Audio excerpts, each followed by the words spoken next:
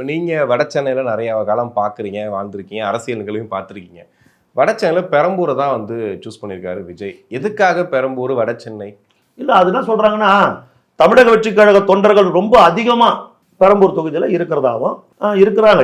இருக்கிறாங்க.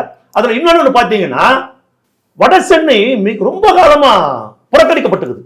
நாங்கள் ரொம்ப பாதிக்கப்பட்டவங்க. இப்போ நாங்கெல்லாம் சும்மா அதாவது இவனுங்க அதை ஒழிச்சாங்க இதை ஒழிச்சாங்கன்றாங்கன்னா கொசு கூட ஒழிக்கலங்க.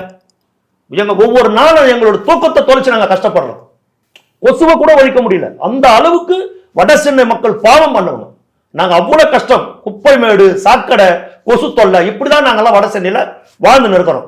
விஜய் மாதிரி ஒரு மனிதர் பெரம்பூர் தொகுதிக்கு வரும்போது எங்களுக்கு ஒரு விமோச்சனம் கிடைக்கும் வட சென்னை.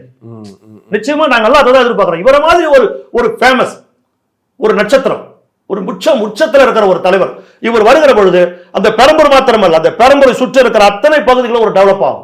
அந்த தொகுதியை சுற்றி இருக்கிற திருவிக்கா நகர், எழும்பூர், இது எல்லாமே டெவலப் ஆகும். சரிங்களா?